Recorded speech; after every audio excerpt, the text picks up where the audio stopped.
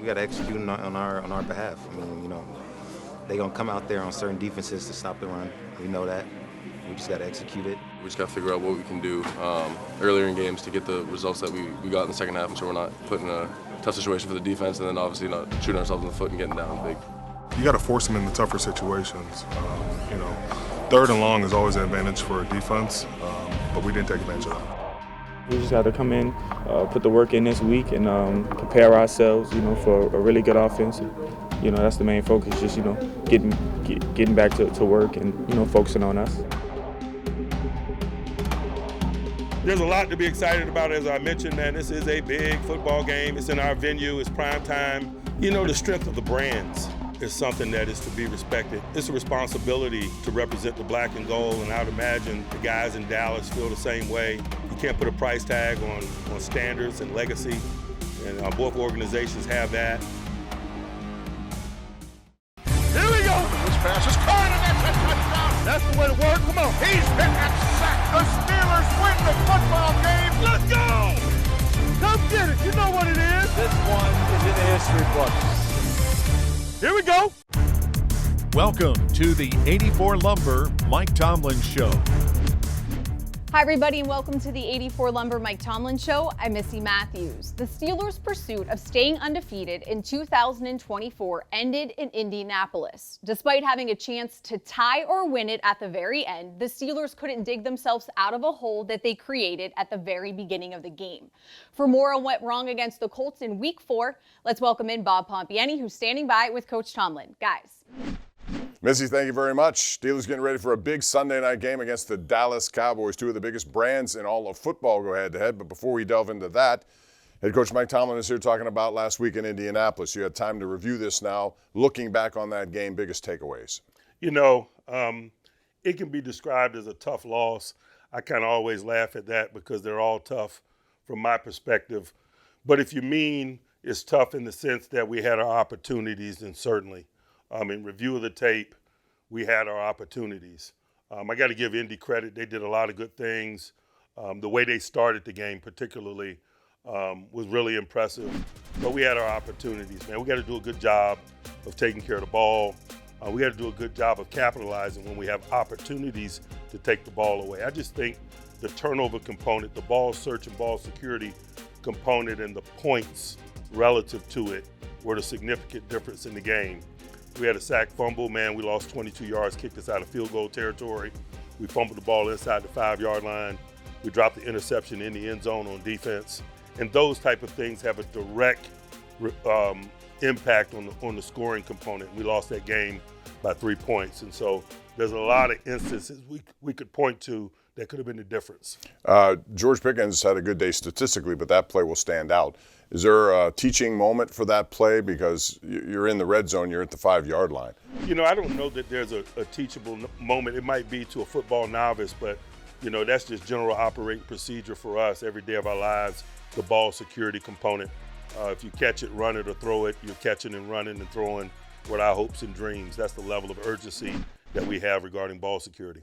You talked about Indy's fast start. I mean, they had a lot of emotion right off the bat.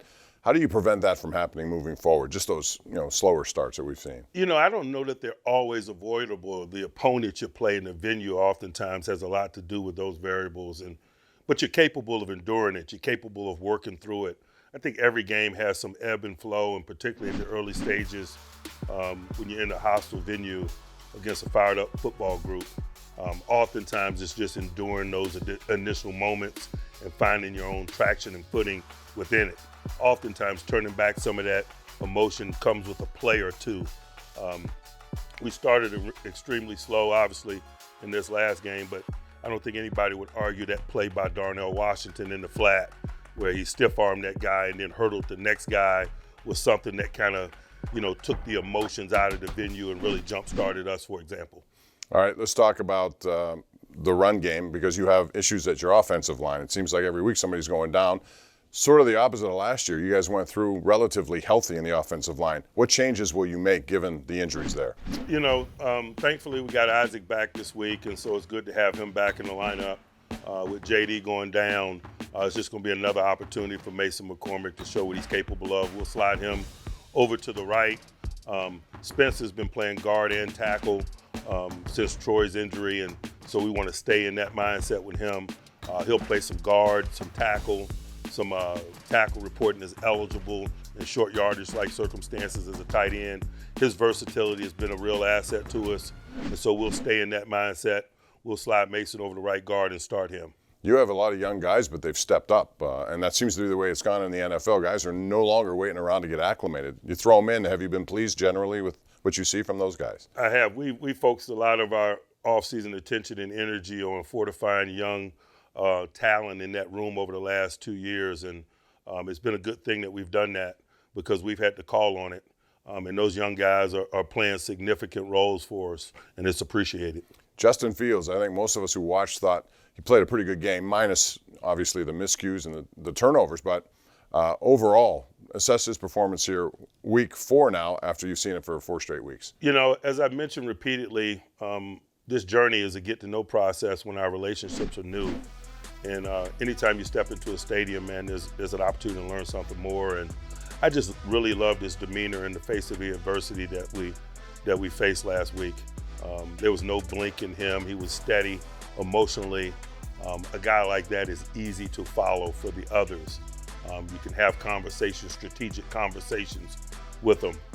The moment wasn't too big for him. He didn't lose himself in emotions, and I didn't think that he would. He hadn't displayed that, but as I've also said before, you don't know until you're there. And so we didn't win the game, obviously, but it was a real positive experience in terms of the development of our relationship and understanding how he functions. You had, in the middle of the game, a quarterback switch. You lost Anthony Richardson. You prepared all week for him. Joe Flacco comes in. You know what he's all about. Strategically, did you think about going after him, given the fact he's somewhat limited mobility-wise? No, we know how to defend Joe.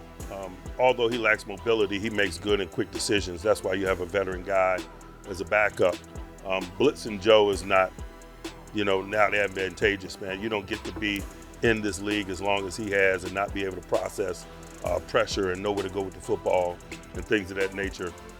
Sometimes week to week, man, there's a dramatic difference between the starter and the backup in terms of the physical skill set. We never ask the guys to carry that strategic menu, if you will. We as coaches carry it, and then we simply implement it if required, and it was required last week. We knew where to go and what to do. We played Joe a lot, as you mentioned, but it did require time for our guys to adjust in terms of some of the things that we were asking them to do, because we just simply don't waste a whole lot of snaps in the preceding week for the what-ifs. There's enough tangible things to occupy our time from a work perspective. All right, the work this week involves the Dallas Cowboys. They come to town on Sunday night. What a game that should be. The Steelers looking to go 4-1. We'll talk about the Cowboys and what they've been up to when we come back. Missy, back over to you. All right, thanks, guys. This will shockingly be the first time the Steelers and Cowboys will meet on Sunday Night Football. Not surprising, though. Pittsburgh and Dallas had the most primetime wins among all 32 teams since 1970. Earlier this week, Chris Boswell was named AFC Special Teams Player of the Month for September. Bos hit 11 of his 12 field goal attempts, including 5 of 6 from beyond 50 yards. This is the 3rd time he's won Player of the Month in his career. We'll be right back.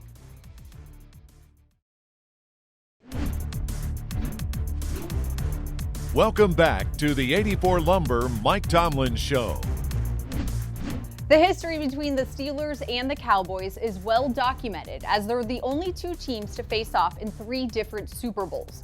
But you don't have to go back that far for the last time Dallas came to Pittsburgh. It was 2016 in the rookie years for Dak Prescott and Ezekiel Elliott, who the Steelers will face this Sunday. For more on this matchup, let's send it back to Bob and Coach. Guys. Missy, thanks very much. 2 of the biggest brands in football go head-to-head Sunday Night Football. Everyone will be watching this game.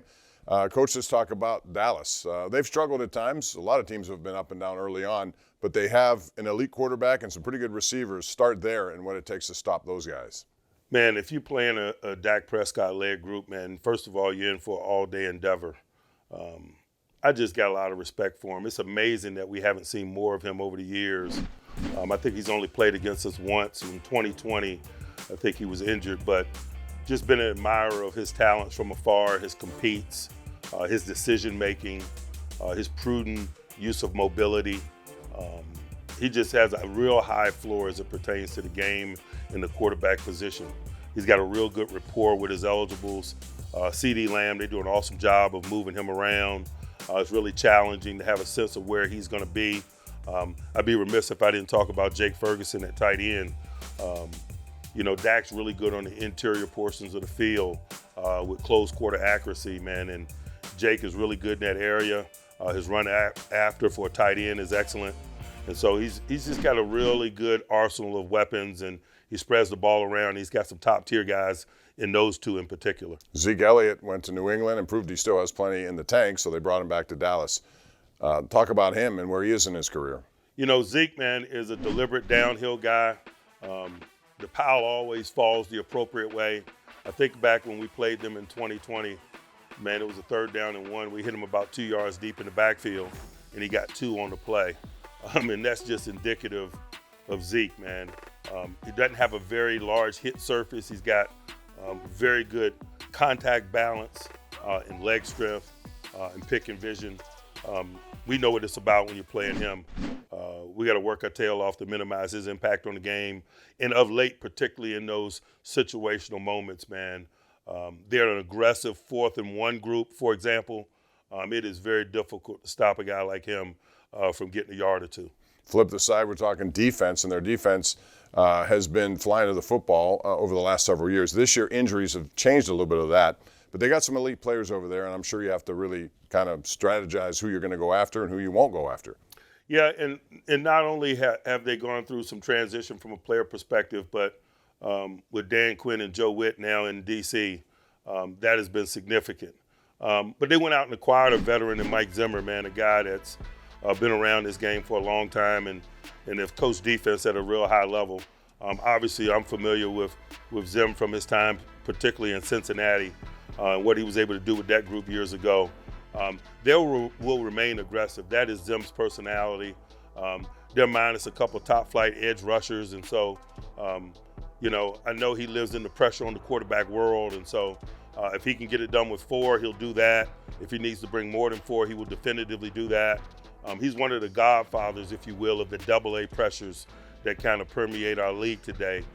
He was doing it a generation ago in a variety of cities, and so we know that about him, but that doesn't make the task any easier in terms of minimizing that structure and the myriad of schematic things that he does out of it. You also have to be aware of Trayvon Diggs just because he's always hawking the ball. He had 11 interceptions, I think, a couple of years ago. Last year, not so much, but he's always a threat out there, isn't he? They weren't throwing at him last year because of his reputation and resume, so they were throwing at Bland. And so Bland had 9 and ran 5 of those back. They as an organization, they've always valued top-flight corners, shutdown corners, if you will. Diggs is that. The unique thing about him, beyond his physical talents and coverage ability, is his unique ball skills for the cornerback position. He was a wide receiver in his early years at Alabama. That's still very much reflective in his play. His ability to track the ball down the field is wide receiver-like. That's why his interception total is what it is. You go down the grass with him, there's potential negativity. In most instances, you're going down the field, you say the wideout catches it or no one catches it. But that guy has wideout-like ball skills. One more thing about this rivalry. I don't know from your perspective if you can feel the impact of the two brands coming together. A lot of people are talking about it. Tickets are hard to find. Do you feel that as a head coach? I generally am in the closet on that, but not this week. I got too many distant family members who are now all of a sudden calling to check on me or wanting to come to support us this week. I'm feeling it now. I'm feeling the power of the brands. But I respect it. I enjoy it. I want our guys to enjoy it. It's awesome to be in primetime football versus a good team in Acrisure Stadium. It's going to be a heck of a night. It really is. National television, Steelers and Cowboys, and what a game it should be. When we come back, we'll get Coach Tomlin's keys to this game coming up. Missy, back to you. All right, thanks, guys. And Steelers Nation should get used to the bright lights and late kickoff times as Pittsburgh will be playing 4 primetime games in the next 7. Up next, Merrill Hodge breaks down the 2-2 Dallas Cowboys in this week's playbook. So you paralyze the box, you bring everybody into it, and what do you have? You got 2 receivers that are screaming down the field. The difference in this play, you have 2 deep safeties versus 1 deep safety. Now it's time for a Yinz Chat predictive question. Will Pat Freiermuth have over or under 35.5 total receiving yards versus the Cowboys? Head to the Steelers mobile app and answer for a chance to win a jersey autographed by number 88. Remember to play every week for a chance to win the season-long grand prize. The 84 Lumber Mike Tomlin Show will be right back.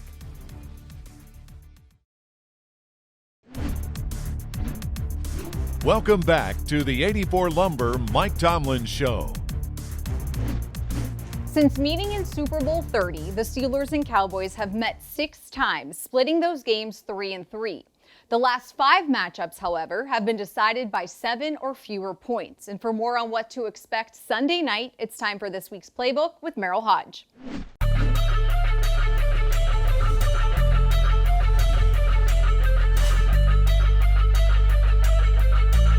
Hi everyone, welcome to the UPMC Rooney Sports Complex for the Acrisure Playbook. Okay, the Dallas Cowboys are coming to town.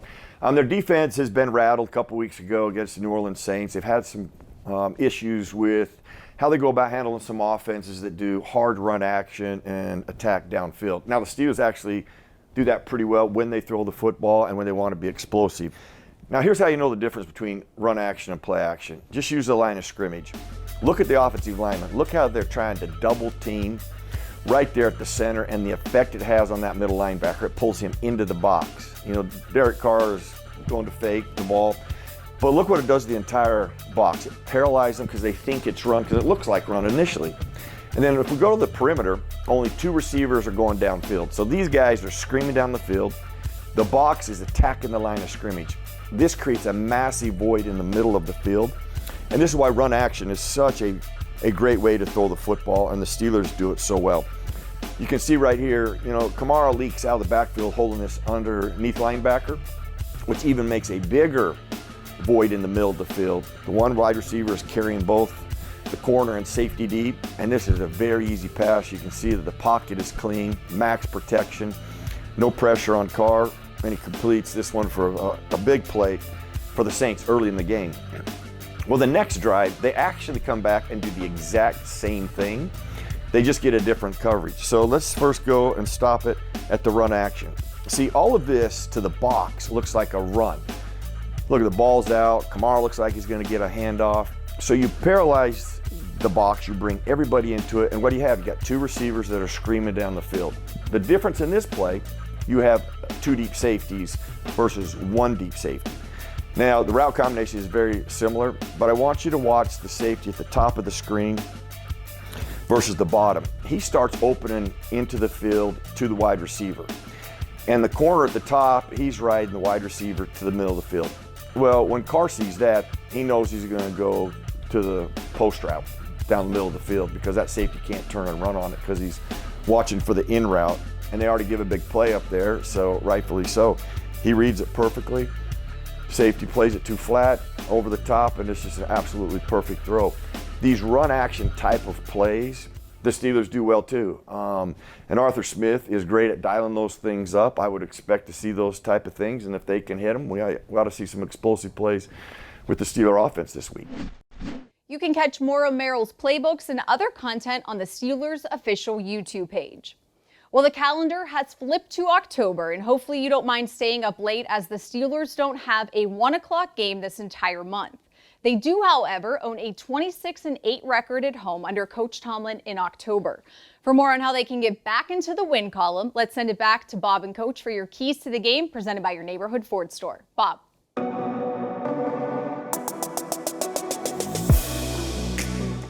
Hey, Missy, it's a big one. The Steelers and the Cowboys early in the season at home. Steelers have played 3 of the first 4 on the road. Now they get some home games, and one of them is Dallas. And coaches talk about quick starts. I mean, both teams are going to try to come and set a tempo. What will it take to achieve that from your point of view? You know, in terms of a quick start, I think, you know, the component of that subject that's really relevant is the management of emotions for both groups.